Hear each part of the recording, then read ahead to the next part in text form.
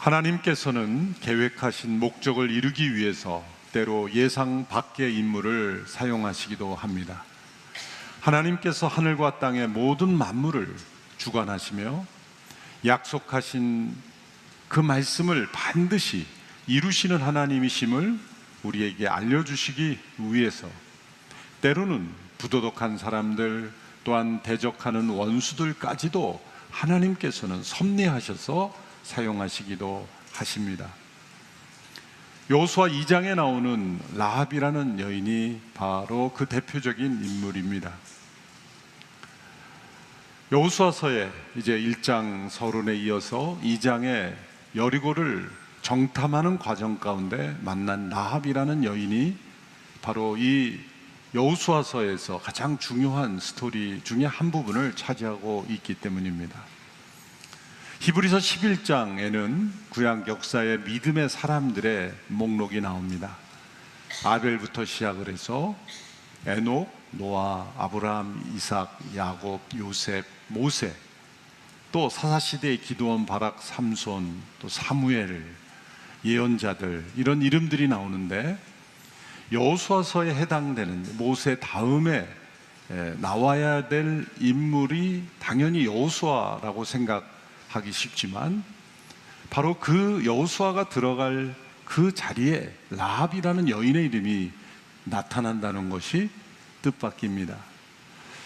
히브리서 11장 31절의 말씀을 보면 믿음으로 장녀 라합은 정탐꾼들을 평안히 맞아들여 불순종한 사람들과 함께 죽지 않았습니다.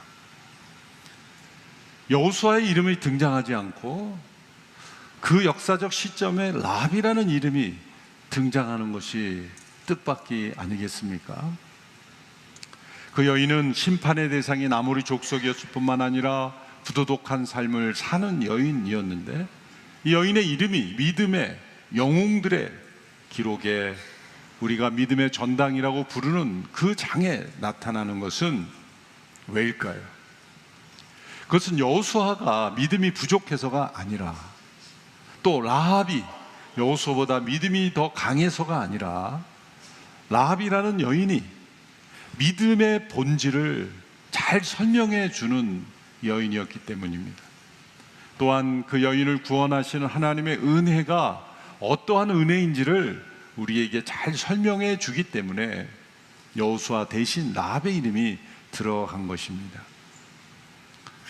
또한 라합은 예수님의 족보에도 나타납니다. 마태복음 1장 5절 6절에 보면 살몬은 라합에게서 보아스를 낳고 보아스는 룻에게서 오벳을 낳고 오벳은 이새를 낳고 이새는 다윗 왕을 낳았습니다. 이 라합이 보아스의 어머니입니다.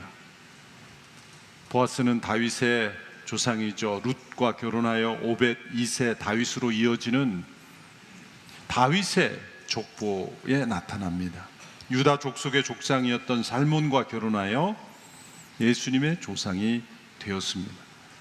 이처럼 여리고의 한 여인이었던 라합이 믿음의 전당에 이름이 기록이 되고 또한 예수님의 족보에 기록이 될 수 있었던 이 파격적인 변화, 이 놀라운 섭리가 우리가 믿는 믿음의 본질 그리고 하나님의 구원을 잘 설명해 주는 이름이기 때문에 이 여인의 이름이 이렇게 등장되는 것입니다. 라합의 이러한 변화에 대해서 종교개혁자 칼뱅은 이렇게 언급했습니다.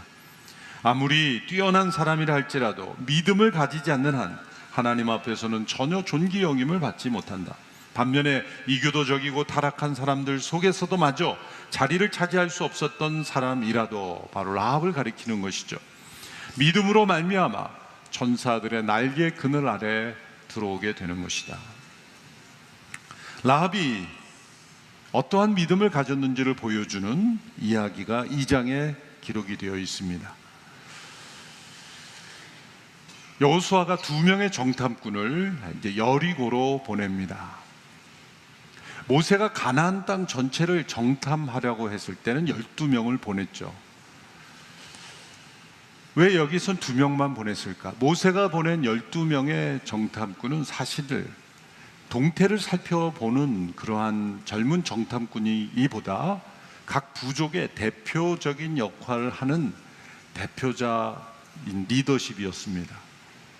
그리고 가나안을 정탐할 때는 우리가 이제 그 땅을 정복할 것이니 어떻게 싸울지를 연구해 오는 정탐이 아니라 하나님께서 그 땅을 이미 우리에게 주셨으니 그 땅을 살펴보고 오라 라는 의미였습니다. 또한 어떤 의미에서 정탐도 불필요했죠. 신명기 1장을 보면 그 땅에 들어가서 얻으라고 했는데 백성들이 그래도 그 땅을 한번 봐야 되지 않습니까? 불안한 마음에 염려와 근심 때문에 가서 보겠다고 해서 허용한 거예요. 하나님께서 먼저 정탐하라고 한 것이 아니라 백성들로부터 나온 불신앙의 아이디어를 하나님께서 허용해 주신 것이 바로 신명기 1장과 그 사건을 대조해 보면 나옵니다. 그런데 2명을 보낸 것은 이제 진짜 전쟁을 앞둔 정탐이었죠. 그 땅을 살펴보는 정탐이었습니다. 정탐꾼들이 이제 숨어서 정보를 얻기 쉬운 라합의 집에 숨어들었고, 여리고 정찰은 이 정탐꾼들이 잠입한 사실을 파악했고 체포하기 위해 라합의 집에 들이닥친 것입니다. 이때 라합은 이미 이 정탐꾼들을 지붕 위에 숨겨두고 거짓말로 그 경찰들을 따돌립니다. 그리고 그들을 살려주면서 자신의 믿음을 고백합니다. 그리고 이 땅이 이제 하나님께서 당신들에게 주신 것을 내가 아는데 이 땅을 점령할 때 저와 가족들을 살려달라고 요청합니다. 그리고 약속을 받습니다. 이 라합의 도움으로 이 여리고를 안전하게 빠져나온 정탐꾼들이 이제 여호수아에게 그 정보를 보고하는 내용이 여호수아 2장의 내용입니다. 이야기를 통해 발견되는 라합의 믿음은 어떤 믿음일까요? 여리고는 지금 멸망의 어두운 그늘 아래 처해 있습니다. 이제 이스라엘 백성들이 하나님의 말씀을 따라 여리고로 진격하게 되면 그 성이 무너질 상황에 처해 있습니다. 이때 라합이 정탐꾼들을 만나서 행했던 모든 말과 행동들, 그것이 바로 히브리서 11장에서는 믿음의 행동이었다, 믿음의 고백이었다라고 그렇게 평가하고 있는 것입니다. 라합의 믿음을 한마디로 표현한다면 어둠 속에서 빛나는 믿음이었다고 말할 수 있습니다. 유명한 기독교 철학자 키에르케고르는 믿음을 이렇게 정의했습니다. 믿음이란 어둠 속에서 비추어오는 한 줄기 빛을 보고 자기의 몸을 그 빛에 내던지는 모험이다. 캄캄한 동굴에서 길을 몰라 헤매고 있을 때 그 동굴에서 빠져나오기 위해서는 동굴 전체가 환해질 필요는 없습니다. 동굴 어딘가에서 외부에서 들어오는 빛이 있다면 그 한 줄기 빛을 바라보고 어두운 동굴 속에서 그 빛을 바라보고 구원받을 수 있는 것인 것처럼 어두운 속에서 비춰오는 한 줄기 빛을 붙잡고 자신을 그 빛에 맡길 때 구원을 받는 믿음이었던 것입니다. 이제 이 어둠 속에서 빛나는 라합의 믿음을 구체적으로 살펴보자면 첫째로 하나님의 존재와 능력에 대한 믿음이 있었습니다. 라합이 정탐꾼을 살려주고 여리고 경찰을 따돌린 것은 매우 위험한 선택이었습니다. 당시 여리고 시대에 이 전제주의적인 부족 국가에 자신들의 부족을 또 자신들의 민족을 배반하는 것은 곧 죽음에 처할 수 있는 위험한 행동이었습니다. 라합이 협박을 받아서 이렇게 경찰을 따돌린 것이 아니라 라합이 주도적으로 상황을 만들어서 정탐꾼들을 살려주려고 모든 상황을 만들었던 것입니다. 왜 라합이 이런 선택을 하였습니까? 이 라합은 하나님에 대한 믿음, 그리고 그분에 대한 두려움, 그분에 대한 경외심이 있었기 때문입니다. 여호수아 2장 9절의 말씀을 우리 함께 읽겠습니다. 시작. 그들에게 말했습니다. 나는 여호와께서 이 땅을 당신들에게 주신 것을 알고 있습니다. 당신들에 대한 두려움에 우리가 사로잡혀 있고 이 땅에 사는 모든 사람들이 당신들 때문에 간담이 서늘해져 있습니다. 11절도 연이어 함께 읽습니다. 우리는 그 소식을 듣자마자 마음이 다 녹아내렸고 당신들 때문에 모두 용기를 잃었습니다. 당신들의 하나님 여호와는 위로는 하늘과 아래로는 땅의 하나님이시기 때문입니다. 라합은 이렇게 고백했습니다. 하나님께서 이 땅을 당신들에게 주신 걸 제가 압니다. 당신들의 하나님이 하늘과 땅의 진정한 하나님이십니다. 하나님의 존재, 그리고 그분의 능력, 그분의 역사에 대한 믿음을 라합이 가지고 있었다는 것입니다. 그분에 대한 단순한 정보가 아닙니다. 그 하나님에 대한 경외심을 가지고 있었기 때문에 자신들의 집에 들어온 정탐꾼들을 살려주었던 것이죠. 또한 라합의 믿음은 은혜로 얻은 믿음입니다. 라합은 정탐꾼들이 와서 해준 말을 믿고 하나님을 믿은 것이 아니죠. 자신에게 들려온 소문, 누군가를 통해서 그녀에게 들려온 소문을 듣고 믿음을 가지게 된 것, 이것도 은혜입니다. 그녀가 들었던 소문은 하나님께서 홍해를 가르시고 또 요단 동편의 두 민족을 멸하신 소문이었을 겁니다. 라합이 가진 것은 사실 적은 정보였습니다. 그런데 그 적은 정보를 가지고도 정확한 믿음을 가지게 된 것, 그것이 하나님의 은혜입니다. 하나님께서 홍해를 가르셨다는 것, 요단 동편에 있는 아모리 족속의 두 나라를 진멸하셨다는 그 정보만으로도 라합은 그 이스라엘의 하나님이 진정한 하나님이시구나 라고 믿었던 겁니다. 그녀는 율법을 배운 사람도 아닙니다. 출애굽의 역사, 광야를 지날 때 하나님이 함께 하셨던 역사를 체험한 사람도 아닙니다. 모세가 일으킨 기적을 본 적도 없습니다. 그런 하나님에 대한 정확한 믿음을 가졌다는 것이 은혜 아니겠습니까? 정반대로 출애굽도 경험했고 하나님이 행하신 놀라운 기적도 경험했지만 불신앙으로 인해서 약속의 땅에 들어가지 못하고 광야에서 죽게 된 일도 있지 않습니까? 라합의 믿음이 훌륭한 것은 이렇게 적은 지식을 가지고도 훌륭한 믿음을 가질 수 있다는 것을 우리에게 보여준 것입니다. 사람을 구원하는 것은 그가 가지고 있는 어떤 지식의 분량이 아닙니다. 성경 지식의 분량이 많다고 그 믿음이 꼭 신실할 수는 없다는 걸 보여주는 거죠. 그 진리를 과연 구원 얻는 진리의 지식으로 믿고 있는가, 붙잡고 있는가라는 것입니다. 아무리 많은 지식을 갖고 있다 할지라도 그 진리 지식 중에 어느 한 가지를 믿음으로 붙잡지 않으면 그것은 정보에 불과한 것입니다. 우리 믿음의 선배들을 보면 50년, 60년, 100년 이전에 믿음을 가졌던 선배들에게는 성경을 풍성하게 공부할 자료들이나 책도 전혀 없었습니다. 그저 성경책 한 권입니다.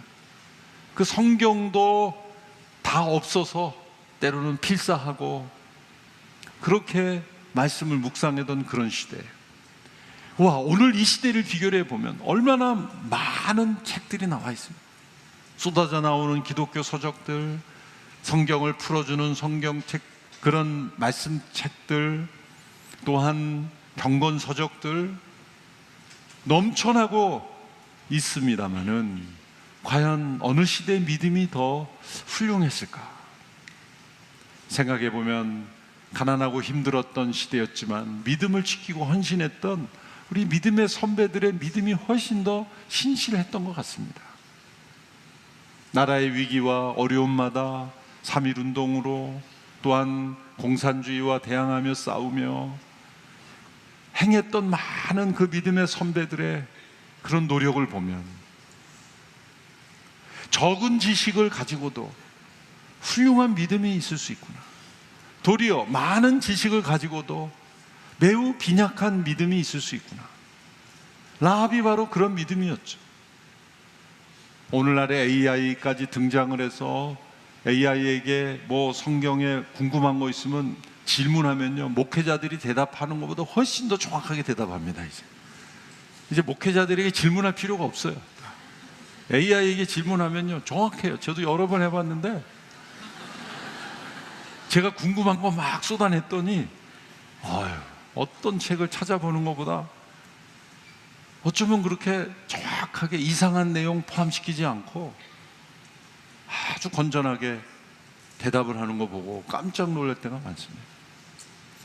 그러면 그런 대답을 받으면 내 믿음이 더 견고해져야 되잖아요. 그렇지 않고 머리만 커질 수 있다는 거죠. 어쩌면 이 설교를 들으면서도 동시에 AI로 이 목사가 설교한 게 맞나 점검하는 분도 어딘가에 있을 거예요. 저렇게 설교하는 내용이 맞나? 실시간으로 그냥 점검하면서 이제 설교를 들어요. 그런 시대가 됐는데도 그게 바로 나의 믿음이 되는가라고 할 때는 그건 전혀 다른 이야기가 될 수 있는 거죠. 믿음이란 그 진리 지식을 내가 얼마나 붙잡고 나를 내던져서 나를 던지는 그 모험적인 그 진리 지식을 따르는 순종, 그 모험이 있어야 진짜 믿음의 영역으로 들어가는 것이죠. 이스라엘 백성들이 체험적인 지식이 있었지 않습니까? 홍해가 갈라지는 것을 보았고 광야에 만나와 메추라기가 떨어지는 걸 보았고 하나님께서 함께 하심을 보았지만 그런 체험이 있어도 믿음으로 순종하지 못해서 광야에서 방황하는 이들도 있었죠. 정반대로 라합처럼 들었던 소문으로 하나님께서 홍해를 가르셨다는 것, 그것이 정말이라면 그들의 하나님은 진정한 하나님이다. 적은 진리의 지식을 가지고도 이처럼 훌륭한 믿음을 가졌다는 것 때문에 하나님께서 라합이라는 여인의 이름을 믿음의 영웅들의 이름에 기록한 것입니다. 셋째로 라합의 믿음은 행함으로 나타나는 믿음입니다. 하나님께서 행하신 일을 들었죠. 이 지식의 영역이죠. 또 그 소식으로 인해서 사람들이 두려워했다 그랬죠. 감정의 영역이죠. 그리고 그로 인해서 정탐꾼들을 살려주는 행동을 한 것이죠. 이것이 의지적인 영역이죠. 야고보서 2장에서는 라합이 행함으로 의롭게 되었다라고 평가를 합니다. 야고보서 2장 25절 26절의 말씀을 함께 읽어보겠습니다. 시작. 이와 같이 장녀 라합도 접자들을 숨겨주고 다른 길로 가게 했을 때 행함으로 의롭다고 인정받지 않았습니까? 마치 영혼 없는 몸이 죽은 것 같이 행함이 없는 믿음도 죽은 것입니다. 정탐꾼을 살려준 것을 행함으로 의롭게 되었다, 이렇게 평가했습니다. 그 행함은 어떤 행함이었습니까? 자신이 살 수 있는 길을 선택한 것입니다. 우리가 예수님을 믿는 것과 동일한 원리를 보여줍니다. 예수를 믿는 것은 영원한 생명과 영원한 죽음 사이를 결정짓는 선택입니다. 모든 인류는 하나님의 진노와 심판의 멸망에 처해 있습니다. 복음이란 우리가 육체의 죽음은 피할 수 없지만 영원한 죽음과 하나님의 심판은 피할 수 있다는 기쁜 소식입니다. 예수 그리스도로 말미암아 우리가 살 수 있는 길이 있다.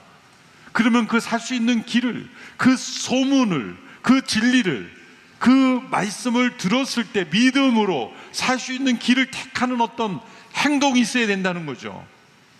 그 행동은 어떠한 모습으로든지 나타날 것입니다. 예배의 자리로 나올 수도 있는 것이고, 또 누군가가 어려움에 처할 때 그 믿음으로 돕는 어떤 마음이 있을 것이고, 누군가에게 복음을 전하는 행위로 나타날 수 있을 것이고, 그것이 무엇이든지 간에 하나님 보시기에는 자신이 영원한 생명을 믿고 얻었기에 나타나는 어떤 행동, 그 행동은 믿음으로 말미암는 행동이기 때문에 행함이 없는 믿음은 죽은 믿음이다.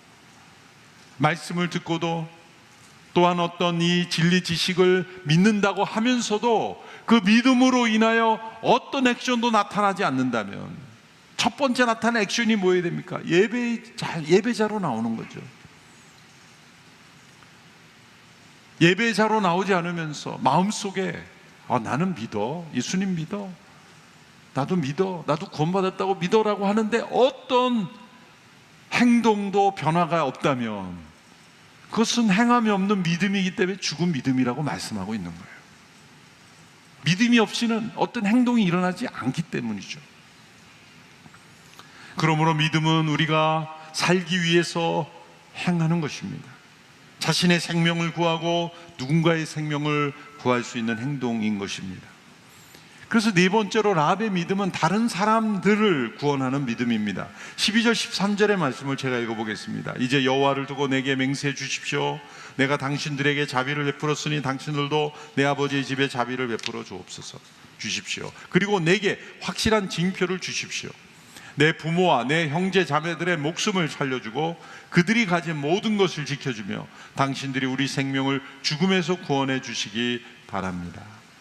자신만이 아니라 자신의 가족, 친척까지 함께 구원해 달라고 하는 모습이 라합의 믿음이 참되고 진실하다는 것을 증명해 주는 것입니다. 정탐꾼들이 돌아간 직후부터 라합은 자신의 집에 사람들을 불러 모았을 겁니다. 자신이 가장 사랑하는 사람들로부터 소식을 전했을 것입니다. 그러나 혹 그 가운데 믿지 않는 사람들도 있었을지 모릅니다. 아니, 여리고가 멸망한다고? 이렇게 강력한 그 성벽으로 오랫동안 지탱해 왔던 여리고 성벽이 무너진다고? 그렇게 자신하며 이 라합이 전해준 소식을 듣지 않았던 사람도 있을 수가 있습니다. 그러나 라합은 한 영혼이라도 더 구원하려고 노력했을 것입니다. 이것이 라합의 믿음이었습니다. 마지막으로 다섯 번째로 라합의 믿음은 세상과 맞선 믿음이었습니다. 본문의 내용을 보면 라합만 두려웠던 게 아닙니다. 이 성에 있는, 여리고의 성에 있는 모든 사람들이 다 그 소문을 듣고 두려워했다 그랬습니다. 라합만 그 소문을 듣는 게 아니죠. 다른 사람들로부터 들었을 겁니다. 그 도시에 있는 사람들에게 다 회자되는 소식을 듣고 사람들이 지금 두려워하고 있었다는 거죠. 그런데 라합과 같은 믿음은 가지지 않았습니다. 두려워했을 뿐입니다. 다른 모든 사람들이 다 믿을 때 따라 믿는 것은 가장 쉬운 일입니다. 그러나 사람들이 믿기를 거부하는 것을 믿는 것은 매우 외로운 싸움인 것입니다. 그러나 진정한 믿음은 그 세상을 거스르고 세상과 맞서는 용기가 반드시 필요한 것입니다. 오늘 이 시대를 보십시오.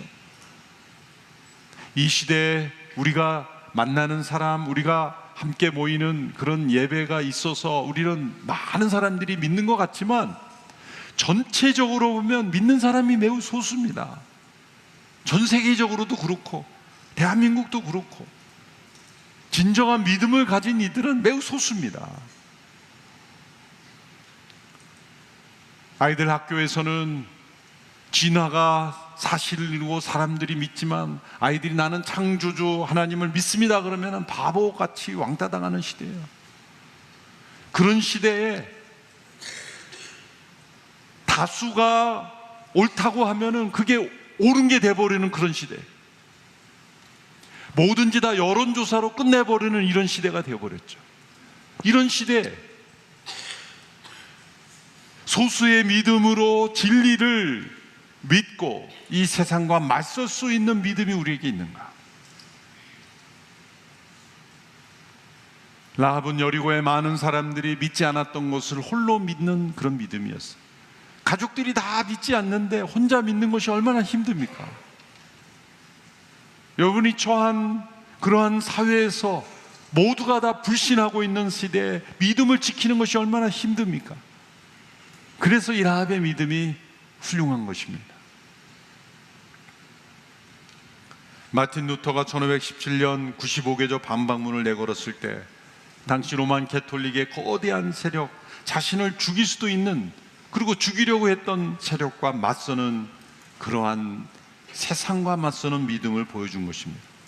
AD 4세기경 초대교회는 교리적인 논쟁으로 매우 혼란스럽습니다. 우리가 믿고 있는 신앙 고백이 체계화되기까지는 2, 3세기, 4세기에 걸쳐 그 이후에도 많은 토론과 기도와 회의와 그리고 논쟁과 심지어는 그로 인해서 일어난 전쟁까지도 혼란한 시대를 겪어왔죠. 4세기 때 가장 논란이 되었던 것은 예수님이 진정 하나님과 동등한 분인가 라는 주제였어요. 예수님이 역사적 인물이라는 건 부인할 필요가 없죠. 완전한 사람이시라는 건 부인할 필요가 없는데 그분이 진정 하나님과 동등한 분인가에 대한 사람들이 의심을 가지는 거예요. 그러던 중에 아리우스라는 사람이 하나님과 동등한 분일 수는 없다, 하나님과 유사한 본질을 가진 분이다, 보통 인간은 아니다, 인정한 거예요. 왜? 그분이 행하신 기적과 일들을 보면 그냥 평범한 인간은 일 수는 없다, 어떤 종교적 교사와 도덕 선생님 수준 없다, 그분은 정말 비범한 분인데 하나님 비슷한 본질을 가진 분이다, 유사한 본질을 가진 분이다. 그렇게 가르쳤던 것이 많은 사람의 호응을 얻었어요. 심지어 로마 황제들까지도 그런 걸 믿었죠. 그것이 대세가 돼버렸어요. 그때의 아타나시우스라는 사람이 아닙니다, 예수님은 하나님과 동일한 본질을 가진 분입니다. 말씀을 보십시오. 예수님은 나와 아버지는 하나님이라 말씀하셨지 않습니까? 예수님이 곧 하나님, 예수님 당신 자신의 하나님과 동등한 분임을 여러 번 강조하지 않았습니까? 하나님의 말씀에 근거해서 그분은 하나님과 동등한 본질을 가지신 분입니다 라고 주장했을 때 그는 이단으로 정죄되었고 5번이나 유배를 당하게 되었어요. 그러나 381년에 주 381년 콘스탄티노플 회의에서 이 아타나시우스의 주장대로 예수님 하나님과 동일한 본질을 가지신 분이로 인정됨으로써 아리우스가 이단이 되고 이제 삼위일체의 고백이 확립이 된 겁니다. 그 기간 동안, 외롭고 힘든 기간 동안 아타나시우스가 포기하지 않았을 때 사람들로부터 회자된 말이 있어요. 아타나시우스 콘트라문둠. 콘트라문둠은 라틴어로 세상과 맞서다 라는 뜻입니다. Against the world. 세상과 맞선 아타나시우스라는 말이 이 사람으로 인해서 일어나게 되었습니다. 이 세상과 맞설 수 있는 믿음, 그것이 라합의 믿음이었습니다. 아무도 믿지 않는 그 길, 그러나 하나님께서 행하신 그 역사를 바로 믿고 따라가는 그러한 라합의 믿음은 과연 누가 진정한 이스라엘인가를 우리에게 알려주기도 합니다. 앞서 말씀드린 대로 출애굽을 경험했던, 그리고 광야를 하나님이 함께 하셨던 경험했던 그런 아브라함의 혈통적인 육체의 후손들일지라도 믿음으로 하나님의 약속을 받지 못했을 때 그들은 하나님의 진정한 백성이 되지 못했어요. 그러나 부도덕한 삶을 살고 있었지만 하나님의 약속을 믿고 하나님의 백성으로 변화되는 이 여인의 변화야말로 하나님의 자녀가 혈통으로나 육정으로나 사람의 뜻으로 나지 않고 하나님의 뜻으로 된다는 것을 보여주는 사례인 것입니다. 우리가 받는 구원이 인간의 어떤 자신의 과거의 삶과 또한 노력과 공로로 주어지는 것이 아니라 오직 예수 그리스도의 십자가의 공로와 값없는 하나님의 은혜로 주어졌다는 것을 우리에게 보여주는 것입니다. 성경을 공격하기 좋아하는 사람들은 이 2장의 이야기를 가지고 이렇게 공격합니다. 그 라합 거짓말했지 않냐, 거짓말한 거 어떻게 받아들일 수 있느냐. 그런 시비를 거는 사람들을 보면 꼭 거짓말 잘하는 사람들이에요. 그 상황 속에서 물론 하나님은 모든 종류의 거짓말을 다 하나님은 싫어하십니다. 그러나 그 상황 속에서 하나님이 무엇을 더 중요하게 보이시는가? 약속을 믿는 그 믿음으로 행동하시는 것을 하나님은 더 중요하게 보이셨다는 거예요. 우리가 믿음으로 살아가지만 우리 안에는 늘 연약함이 있다는 것을 또 보여주기도 합니다. 그러나 하나님 우리 연약함을 파헤쳐서 우리를 정죄하는 것보다 우리가 믿고 의지하는 방향을 더 하나님은 소중하게 보신다는 것. 또 가나안 민족을 다 진멸하라 그랬는데 왜 살려주느냐, 말이 다르지 않냐, 이렇게 시비 거는 사람도 있죠. 하나님께서 진멸을 결정하셨을 때는 어떠한 변화도 없는 대상을 향하여 진노하고 심판하신다는 것이죠.